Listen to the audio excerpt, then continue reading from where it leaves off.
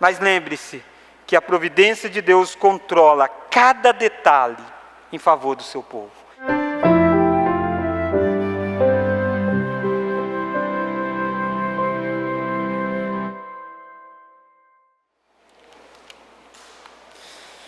Esther capítulo de número 5. Esther capítulo 5. Irmãos, nós estamos numa série de mensagens, e esta série ela é intitulada A Vida em um Mundo Hostil à Verdadeira Fé. Este é o tema geral desta série, A Vida em um Mundo Hostil à Verdadeira Fé. E este livro de Esther, na verdade, é como se fosse um filme. E a cada dia você vê cada capítulo do livro você vê uma cena que está desenrolando. E hoje nós chegamos no capítulo 5 deste livro. Essa história de Esther, ela tem um rei que é chamado Assuero, ou também Xerxes. Este rei, ele reina sobre a Pérsia, que é um dos grandes impérios, na verdade um dos maiores impérios da época, e é sobre 127 províncias. E o povo de Deus que está narrado aqui no livro de Esther, eles não estão em Jerusalém, eles estão lá em Suzã, longe da terra prometida, e eles estão vivendo neste mundo, no mundo da Pérsia. E eles estão vivendo em um mundo que é totalmente hostil à verdadeira fé. E nessa história toda você encontra alguns personagens do povo de Deus que não tinha voltado quando o povo teve a liberdade de retornar para a terra prometida. Então é um grupo de povo de Deus, mas um povo que estava um tanto quanto que secularizado, porque eles não voltaram para Israel, não voltaram para a terra da promessa, eles preferiram viver lá na Pérsia, porque era um lugar rico, um lugar que eles tinham progredido. E você tem alguns personagens, você tem o Mordecai, você tem um Amã e você tem Esther. Esther é a rainha deste reino. E ela se tornou a rainha escondendo quem ela era. E ninguém sabia que ela era do povo de Deus. Ninguém sabia que ela era judia.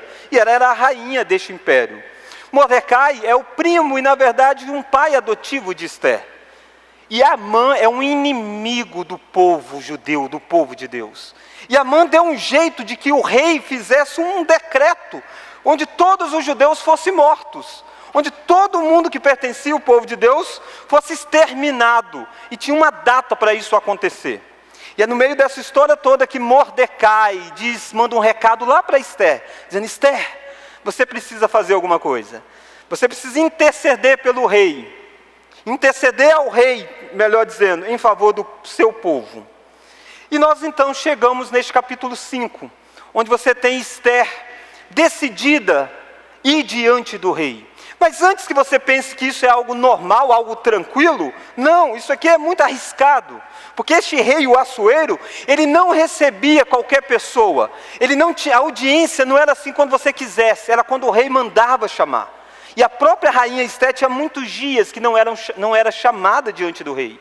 E quem chegasse lá no palácio do nada, quem chegasse no salão do rei do nada, correria um sério risco de ser morto. A não ser que o cetro do rei se voltasse para a pessoa. O cetro era símbolo de autoridade, símbolo de poder, era um cetro de ouro. Esther então disse assim: eu vou, se eu perecer, pereci. Esther está disposta a correr o maior risco da vida dela, de chegar perto deste rei para fazer uma solicitação em prol do povo de Deus. E eu gostaria que nós pudéssemos olhar então nessa noite sobre o seguinte tema deste capítulo 5 e 6. Mesmo vivendo em um mundo hostil, podemos contar com a providência graciosa de Deus.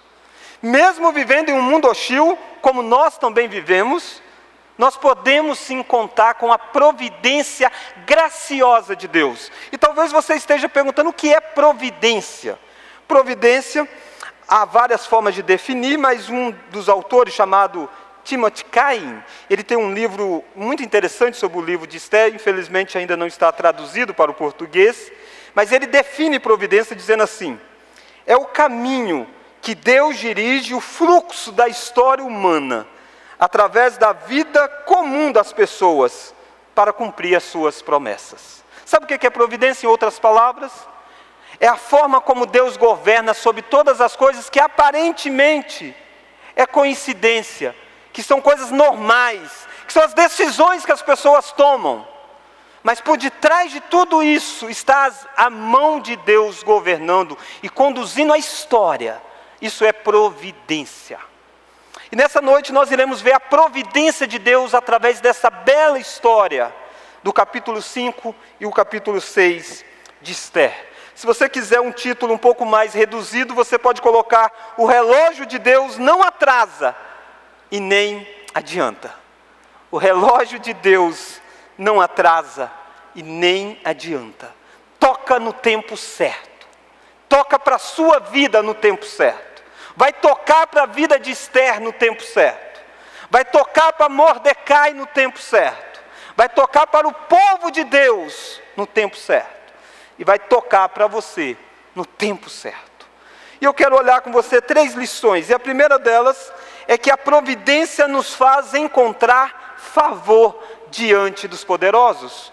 Nós iremos ler do verso 1 até o verso de número 7. Olha aí comigo, do verso 1 ao verso 7. Ao terceiro dia, então tinha 3 dias de jejum, todo mundo reunido na expectativa do que iria acontecer. Ao terceiro dia, Esther se aprontou com seus trajes reais e se pôs no pátio interior da casa do rei, defronte da residência do rei. O rei estava sentado no seu trono real, fronteiro à porta da residência. Quando o rei viu a rainha Esther parada no pátio, alcançou ela favor perante ele.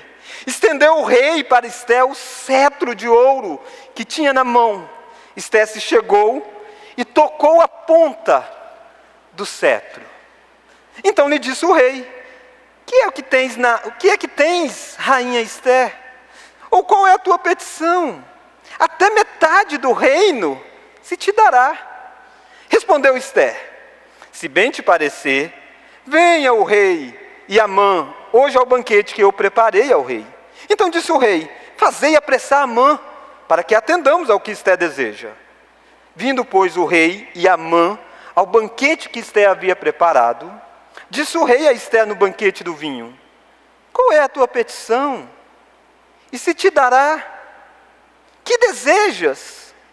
Cumprir-se-á ainda que seja metade do reino. Então respondeu Esther e disse: minha petição e desejo são o seguinte: se achei favor perante o rei, se bem parecer ao rei conceder-me a petição e cumprir o meu desejo, venha o rei com Amã ao banquete que hei de preparar amanhã, então farei segundo o rei me concede. Irmãos, nós encontramos neste texto: a providência nos faz encontrar favor diante dos poderosos. Esther está angustiada, Esther está ansiosa, e não é diferente. Esther está na expectativa do que vai acontecer, e ela vai chegando próximo. E o rei olha para ela, e em volta do rei tinha inúmeros soldados armados. Segundo os estudiosos, existia um, por exemplo, que ficava até com um machado. E se o rei não gostasse que alguém entrasse no palácio, era morte. Mas o texto diz assim que de repente o rei olhou e Esther achou favor da parte do rei. Esther achou favor daquele que dominava sobre 127 províncias. Esther achou favor da parte de um rei que não gostava de ser contrariado. Um rei que havia deposto uma rainha que era Vaxi por desobediência. Esther achou favor diante de um rei que poderia tranquilamente mandar até matar a própria rainha. Por que é que Esther acha favor diante deste que é poderoso? Provérbios nos explica. Provérbios capítulo 21, verso 1 diz assim: como ribeiros de águas, assim é o coração do rei na mão do Senhor. Este, segundo o seu querer, o inclina. Sabe quem é que inclinou o coração daquele rei Assuero para que ele estendesse o cetro em favor de Esther? Foi Deus. Foi a providência de Deus. Neste mundo cruel, neste mundo terrível, nós encontramos favor daqueles que são poderosos, porque é um Deus que está por detrás de todas as coisas, e Ele inclina o coração das pessoas como Ele quer. E ele pega pessoas que não têm nada a ver com o reino de Deus, e ele inclina aquele coração para ser bondoso. Ele pega pessoas terríveis e faz com que faça atos generosos. Talvez você já esteve em algum momento da sua vida que você precisava de um favor, de algo de alguém, e de repente aquela pessoa atendeu você. E talvez você ache que foi a pessoa apenas. Talvez você é grato a ela apenas. Você está esquecendo que por detrás tem a mão invisível de Deus, mas é a mão de Deus inclinando. Foi Deus quem tocou aquele coração. Mas Deus, a providência de Deus, age em nosso favor diante dos poderosos, abrindo o coração do rei, fazendo ao ponto do rei dizer essa frase tão bonita. Ele diz para Esté assim: Esté, o que é que você quer? Pede e eu vou dar, ainda que seja metade do reino. O rei tinha mais de 30 dias que não se deitava com a Esté. Esté tinha sido renegada, o rei tinha suas concubinas. Tinha 30 dias que a rainha não era chamada à presença do rei. E de repente o coração desse rei se quebra e diz: pede o que você quiser, ainda que seja a metade do reino, e eu vou dar. Deus faz coisas extraordinárias. Saiba você que o coração daqueles que governam, não apenas o nosso país, mas que governam o mundo, podem ser inclinados para a direita, para a esquerda, para o lugar que Deus quiser. Porque é assim que Deus age. Mas Deus age também dando sabedoria. Porque pensa você, se você estivesse no lugar de Esté, toda aquela aflição, e de repente você ouve essa voz tão bela, dizendo: pede o que você quer, metade do reino. O que você esperaria que Esté fizesse? Ou o que você faria? Você diria: rei, suspende o decreto que vem contra o meu povo. Tinha um decreto real dizendo: morte dos judeus, tem um dia decretado. Porque às vezes nós somos assim. Às vezes Deus está trabalhando nos bastidores, mas nós somos muito apressados. Esté não. Olha o que Esté pede diante do rei. Volta aí comigo, capítulo 5. Esté acabou de ter a vida poupada, acabou de ouvir do rei dizendo: pede e eu vou dar. Olha o versículo de número 5. Desculpa, verso 4.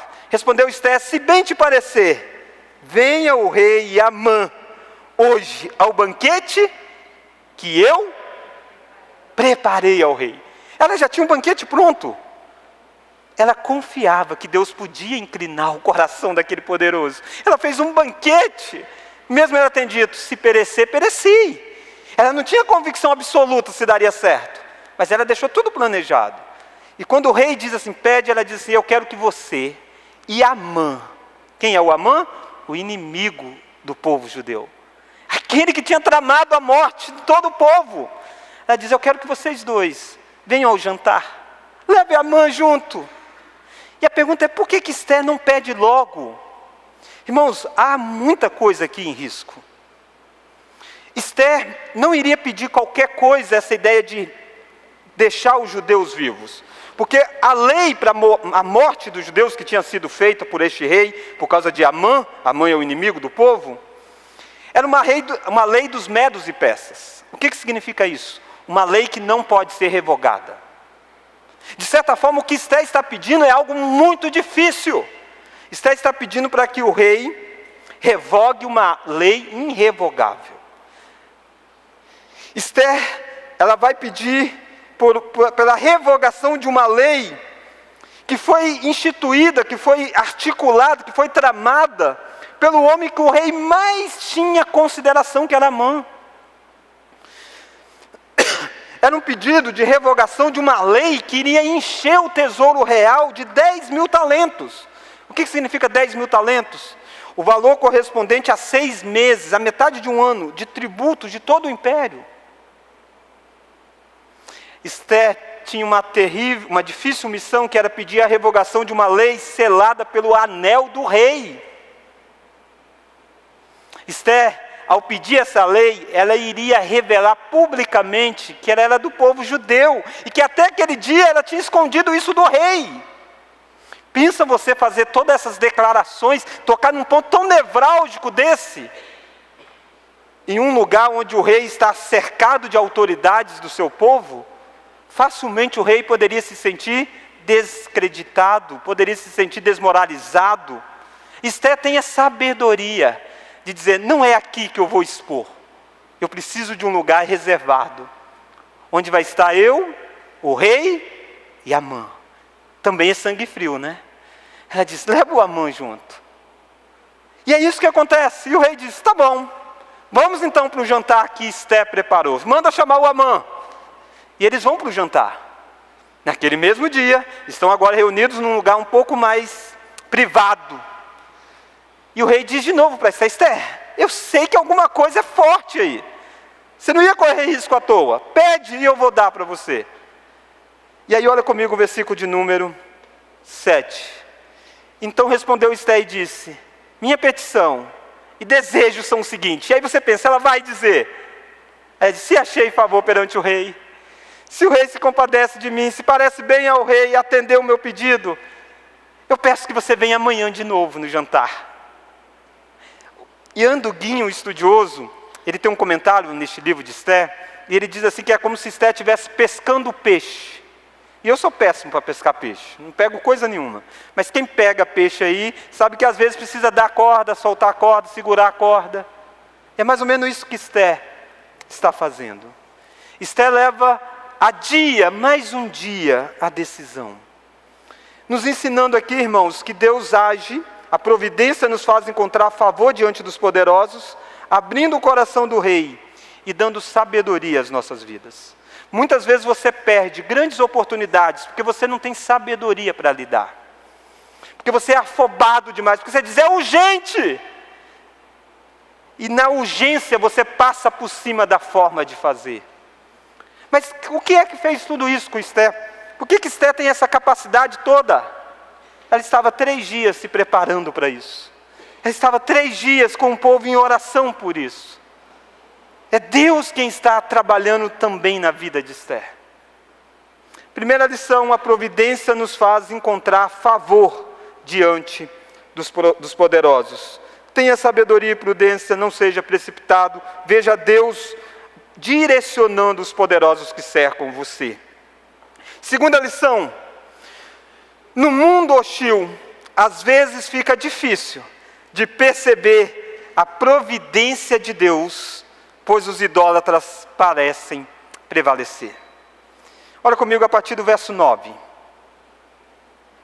No mundo hostil, às vezes fica difícil de perceber a providência de Deus, pois os idólatras parecem prevalecer. Então saiu Amã, verso 9, naquele dia, alegre de bom ânimo, quando viu, porém, Mordecai à porta do rei, e que não se levantara e nem se movera diante dele, então se encheu de furor contra Mordecai. Amã, porém, se conteve, e foi para casa, e mandou vir os seus amigos e Azeres, sua mulher, contou-lhes Amã a glória das suas riquezas, e a multidão dos seus filhos, e tudo em que o rei o tinha engrandecido, e como o tinha exaltado sobre os príncipes dos servos. Disse mais Amã, a própria rainha Esté, a ninguém fez vir com o rei ao banquete que tinha preparado, senão a mim, e também para amanhã estou convidado por ela, juntamente com o rei. Vamos ler o verso 13? Porém,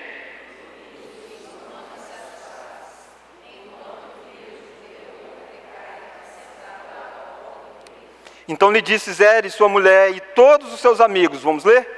Faça-se uma forca de 50 côvados de altura, e pela manhã, diz ao rei, que nela enforque Mordecai. Então entra, alegre com o rei, ao banquete. A sugestão foi bem aceita por Amã, que mandou levantar a forca.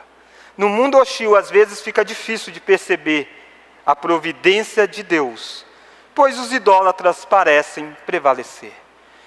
A história começa muito legal no capítulo 5. Parece que a sorte mudou, até que chega agora no verso 9. Este Amã é um idólatra no sentido de adorar a si próprio. O ídolo dele é o reconhecimento pessoal.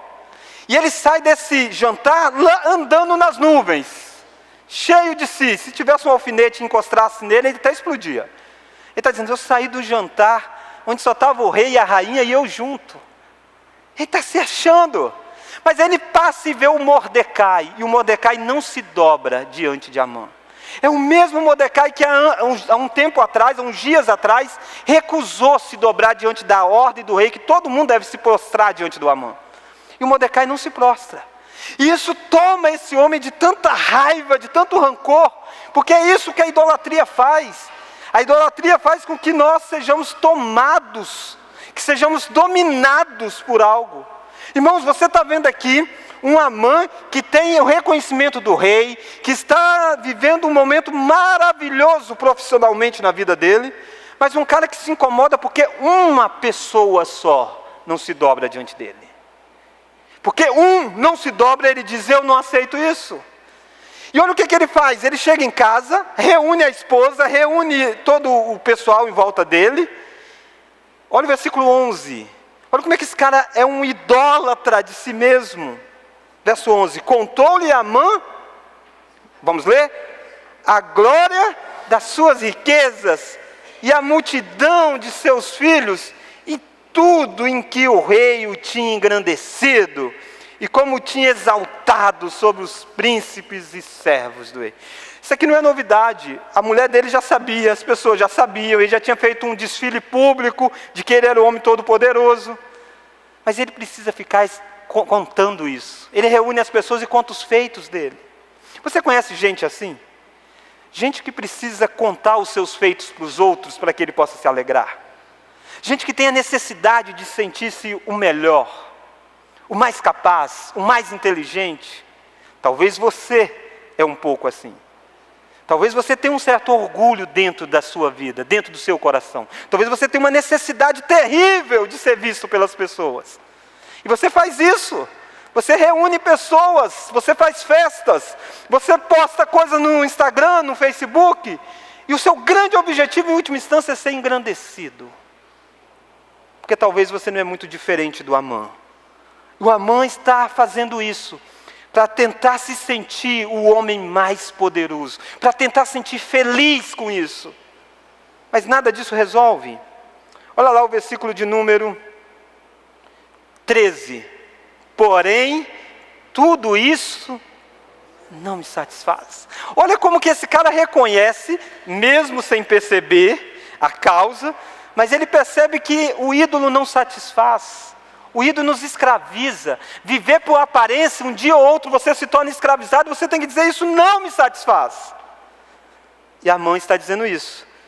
Nada disso me satisfaz. Não me adianta ser o segundo do reino. Não me adianta ter jantar particular com o rei e com a rainha. Enquanto, vamos ler? Enquanto viu o judeu Mordecai, porta do rei. Enquanto aquele homem estiver lá, enquanto ele não se prostrar, eu não estou feliz. Porque a idolatria escraviza você. E a minha pergunta é, como você aconselharia o Amã, se ele falasse essas coisas para você? Se o Amã chegasse para você e falasse, ei, sabe de uma coisa? Eu tenho tudo, mas nada me satisfaz porque falta alguém me reconhecer. Falta eu conquistar um determinado posto no emprego. Falta eu ter um determinado dinheiro. Falta eu alcançar um determinado reconhecimento. Como você iria aconselhar alguém assim? Olha que forma terrível que a mulher de Amã e os seus amigos, os seus parentes, aconselharam. Olha o versículo 14. Então lhe disse Zeres, sua mulher e todos os seus amigos. Vamos ler? Faça-se uma forca de 50 côvados. 50 côvados é em torno de 22 metros. Faça uma côvada. Faça uma forca, melhor dizendo. E pela manhã diz ao rei que nela enforque a Mordecai. Então entra alegre com o rei para o banquete. Olha que conselho terrível. Gente, se fosse alguém sábio, teria dito, ei, cai em si, cara. Você tem tudo. Deixa esse Amã para lá. Cara, será que você não está com um coração muito apegado em você? Um conselheiro bíblico iria dizer para ele, ei, trata com a idolatria do seu coração. Um conselheiro bíblico teria coragem de confrontar o Amã. Mas Zeres usa um pouco a psicologia do tempo. E diz, se é isso que te incomoda, extermina o que te incomoda. Passe por cima. Não é muito isso que você encontra quando as pessoas estão aconselhando aí fora? Quando você expõe um determinado problema que tem tirado a sua paz, quantas vezes as pessoas, em vez de levar você a sondar o seu coração, na verdade diz para você, se é isso, resolve do seu jeito, passe por cima, e o que importa é ser feliz. Irmãos, terrivelmente Amã não teve diante dele um conselheiro bíblico, mas você pode ser um conselheiro bíblico para alguns Amã que você vai encontrar nesta semana. Pessoas que estão cheias de si mesma, pessoas que não entenderam o que Provérbios 27:2 diz, seja o outro que te louve, e não a tua boca, o estrangeiro e não os teus lábios. Não há problema nenhum com elogio, desde que seja o outro que faça, e não você mesmo. Não toque trombeta para você mesmo. Seja um conselheiro bíblico para confrontar, se necessário for, o Amã diante de você. Mas se você é o Amã que está vivendo em busca de reconhecimento, nessa noite você está sendo confrontado por um conselheiro bíblico. Na verdade, você está sendo confrontado pela própria palavra de Deus, para dizer para você, sonda o seu coração. É isso mesmo. Você vai se entregar a essa luxúria que arde aí dentro de você? É por isso que você vive, é por isso que você trabalha, é nisso que você se sustenta, em ter feitos extraordinários, em ter o carro melhor, a casa melhor, a roupa melhor, a roupa de marca. Não há nada de errado em ter essas coisas, mas o significado da vida não pode estar nestas coisas. Irmãos, olha o finalzinho do versículo 14. A sugestão foi bem aceita por Amã. Que sugestão é essa? Fazer uma forca de 22 metros, e no dia, pela manhã, pegar o Mordecai, enforcar, e ir diante do rei pedir essa autorização. E a grande questão aqui é onde está a providência de Deus. Aquilo que parece bom no início, termina de forma terrível no capítulo 5. Se a história terminasse aqui no capítulo 5, nós iríamos encontrar algumas coisas. Nós não vemos o agir de Deus, parece. Parece que Amã tem mais controle sobre a história do que o povo de Deus. Esté tem um plano para libertar o povo de Deus, mas vai ser no outro dia. Amã já tem um plano para matar o Mordecai logo. Agora pensa você, se esse plano de Amã se concretizar, a angústia que não vai ficar no coração de Esther.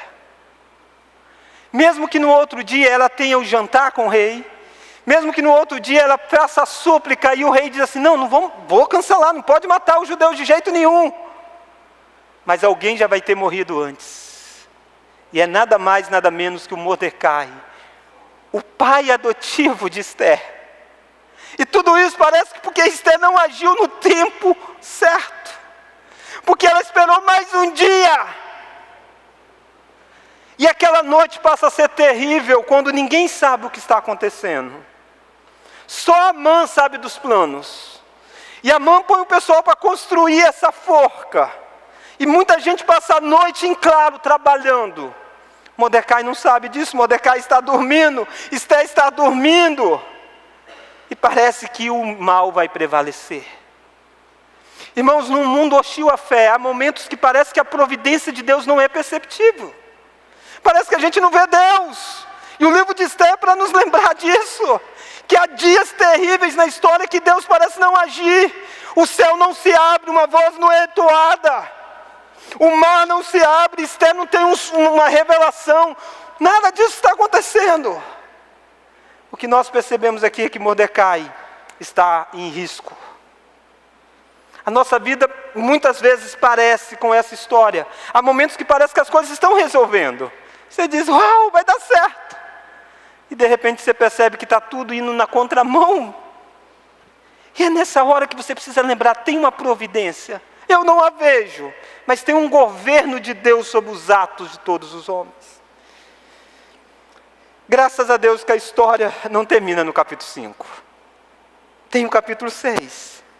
E eu quero olhar a terceira e última lição. Se a primeira lição é que a providência nos faz encontrar favor diante dos poderosos, A segunda lição é que no mundo hostil, às vezes fica difícil perceber a providência de Deus, pois os idólatras parecem prevalecer. Terceira e última lição. A providência de Deus controla cada detalhe em favor do seu povo. É isso que você precisa se apegar. Que esse governo de Deus soberano controla, não é apenas o coração do rei, controla cada detalhe dos acontecimentos em favor do povo de Deus. Olha o capítulo 6. Como termina o capítulo 5? Construindo uma forca de 22 metros. No dia seguinte, o Amã vai lá pedir autorização para matar o Mordecai. Capítulo 6, verso 1. Naquela noite, na noite em que a forca está sendo construída, na noite em que Mordecai dorme, na noite em que Esther dorme, naquela noite, vamos ler? O rei não pôde dormir. Ah, irmãos, a insônia no rei. O rei perde o sono. Há uma pessoa que está dormindo, enquanto o outro não dorme, porque Deus tira o sono do rei. E o que o rei faz quando o rei perdeu o sono? Ele podia ter feito tantas coisas. Ele podia ter chamado uma das suas mulheres, que ele tem um monte no harém. Ele podia mandar chamar um cozinheiro e dizer: ei, eu estou com fome. Esse negócio de perder sono talvez seja fome. Vamos comer um pouco para a barriga ficar pesada e dormir. Ele poderia ter dado uma volta pelo palácio. Ele é o rei, domina sobre 127 províncias. Mas olha o que ele manda fazer. Naquela noite o rei não pôde dormir. Mandou trazer, vamos ler? O livro dos feitos memoráveis. E nele se leu diante do rei. O rei diz: traz o livro dos feitos memoráveis. É um livro que contava um monte de feitos do rei. E aconteceu isso, e aconteceu aquilo outro. Talvez fosse até chato para que o rei pudesse dormir, né? E alguém está lendo o livro. E num monte de páginas de história que podia ser lida. Olha o verso 2. Achou-se escrito que Mordecai é quem havia denunciado a Bigtã e a Teres, os dois eunucos do rei, guardas da porta, que tinham procurado matar o rei Assuero. Há um tempo atrás, alguns anos atrás, este Mordecai descobriu que tinha uma tramóia contra o rei, que queriam matar o rei. E ele foi e contou. E sabe o que normalmente acontecia quando isso se dava? Quando alguém ajudava o Império Persa? Era recompensado. E aí o rei pergunta, verso 3. Então disse o rei, vamos ler?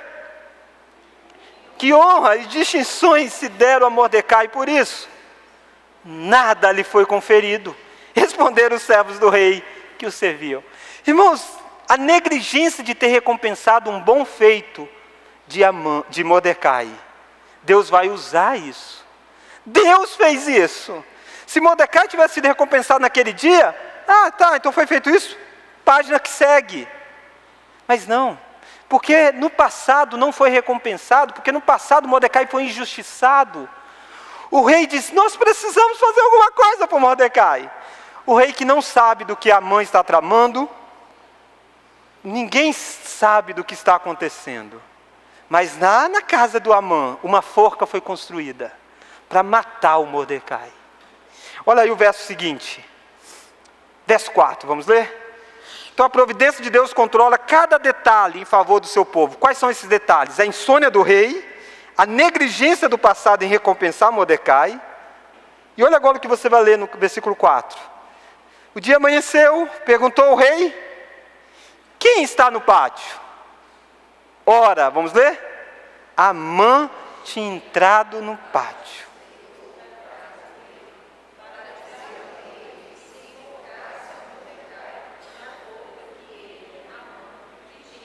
Sabe, se Amã não chega nesse horário, nada vai dar certo daqui em diante. Mas o horário bate. O horário que ele entra. Olha o verso seguinte.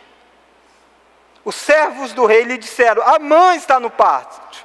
Disse o rei que entrasse. Entrou Amã. Amã entra para qual o objetivo do Amã? Pedir a morte do Mordecai. Mas olha a providência de Deus trabalhando. O Amã entra. Então entrou Amã, verso 6, o rei lhe disse, vamos ler? Que se fará o homem a quem o rei deseja honrar? Irmãos, preste atenção nos detalhes. A pergunta do rei não é dizendo assim, o que eu devo fazer a Mordecai? Porque se ele faz isso, o Amã vai dizer, olha, Mordecai não, Mordecai é isso, Mordecai é aquilo, ele ia conspirar, ia matar o Mordecai. A pergunta foi simplesmente assim, o que eu devo fazer, o que o rei deve fazer, a quem o rei quer honrar? E olha o que passa dentro do coração do Amã. E aí você encontra a providência de Deus, na omissão do nome do homem a quem o rei quer honrar, mas a providência de Deus também na própria idolatria do Amã. Olha o verso seguinte. Então Amã disse, verso 6, consigo mesmo, de quem se agradaria o rei? Mais do que de mim, para honrá-lo. O Amã pensou que era quem? Ele. Ele diz, não tem ninguém que o rei goste mais do que eu. E aí olha a resposta do Amã. Respondeu o rei, quanto ao homem, a quem agrada ao rei honrá-lo, ele disse, pensa que é ele, né? É mais ou menos aquela história assim, quando alguém diz assim, pastor, o que você acha que alguém que é pastor gostaria de ganhar? Você acha que eu penso que é quem? Eu, né? Aí eu digo, um livro tal, e depois diz, eu dei para o pastor tal, ele gostou muito.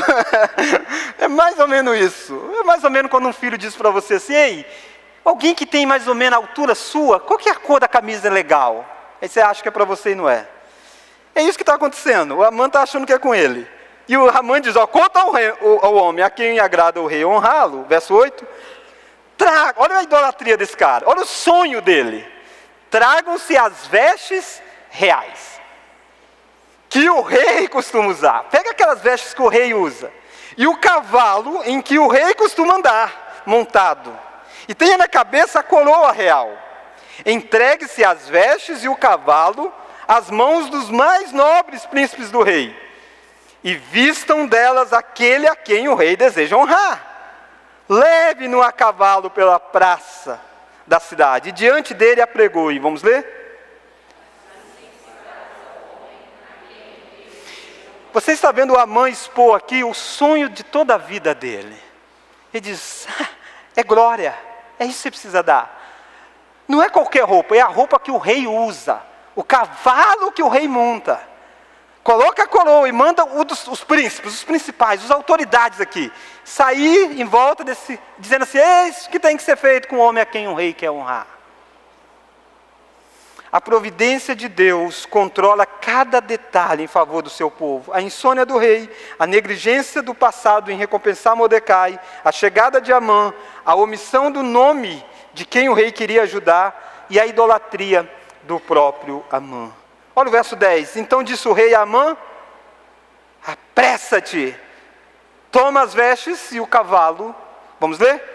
Como disseste, e faze assim para com o judeu Mordecai, que está sentado à porta do rei, e não omitas coisa nenhuma de tudo quanto disser. Você viu que reversão da história? Isso é providência. Você não viu Deus aqui curando, você não viu Deus abrindo o mar, você não viu Deus fazendo grandes milagres. Mas você viu Deus tirando o sono de um rei. Você viu Deus fazendo com que eles lessem na página certa. Você viu fazendo alguém entrar na hora certa. Você viu Deus fazendo recobrar a memória do passado esquecido. Você viu Deus agir até nos pecados de Amã. Sabe por quê? Porque é isso que você precisa ver aí fora. Você quer ver a providência de Deus? É toda hora é a providência de Deus. Todo contato que você tem com alguém é a providência de Deus. Toda palavra que alguém dirige a você é a providência de Deus. Quantas vezes você perdeu uma noite de sono e isso estava resultando em alguma coisa para alguém? Nada acontece fora de um propósito, é um grande quebra-cabeça a história. E a sua vida é apenas mais uma peça deste quebra-cabeça. E Deus pega coisas da sua vida e coloca a peça aqui, para encaixar na vida do outro ali. E você não entende. E você quer, às vezes, como Amã, querendo que tudo gire em torno de você.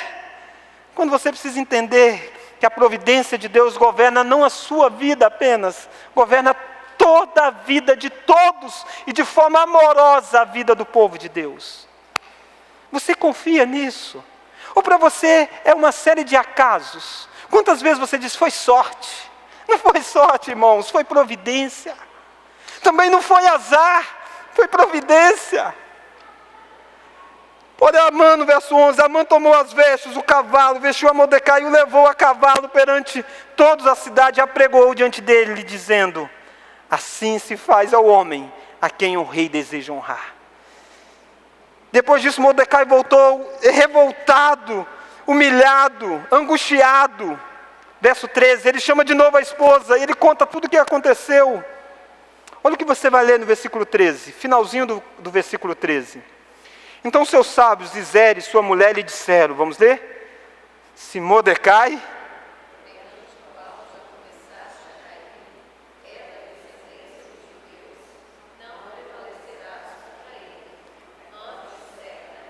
cairás. Por que é que Amã vai cair? Porque Mordecai é do povo judeu, é do povo de Deus. E essa mulher e esses amigos disseram isso para ele, dizendo, ei, contra o povo de Deus você não pode prevalecer.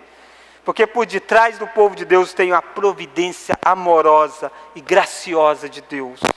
Sabe de uma coisa, você não é o Mordecai, mas você é do povo de Deus. Contra você nada pode prevalecer. Não no sentido triunfalista, no sentido de Romanos capítulo 8, de que todas as coisas cooperam para o bem daqueles que amam a Deus. Cada detalhe da história é para o seu bem. E o seu bem às vezes é inúmeras aflições, o seu bem é inúmeras dificuldades, mas a providência de Deus é para colocar em você tudo isso. E eu gostaria de terminar com algumas aplicações. E a primeira delas é perguntar quem é o herói dessa história. Quando começa o capítulo 5, e você vê a rainha Esté com coragem de chegar diante do rei, a nossa tendência é de achar que a rainha é que vai resolver. Não é isso a nossa esperança? Talvez você ficou esses dias todos até chegar esse sermão dizendo, tomara que a rainha interceda e dê certo. Se a rainha tivesse intercedido e tudo dado certo, muitos de nós acharíamos que foi a coragem de Esther. Não foi a coragem de Esther. Esther deixou para mais um dia. O plano de Esther ainda está no meio do caminho. Não foi nem Mordecai. Não foi ninguém. Foi a falta de sono de um rei. Foi o que em última instância? Deus. A mão de Deus. Enquanto Esther e Amã dormia, aquele que não dorme estava trabalhando por eles. É isso que nós lemos no nosso culto. O Senhor dá o pão para aqueles que estão dormindo. Davi disse, eu deito e logo pego no sono. A mão de Deus é invisível aqui.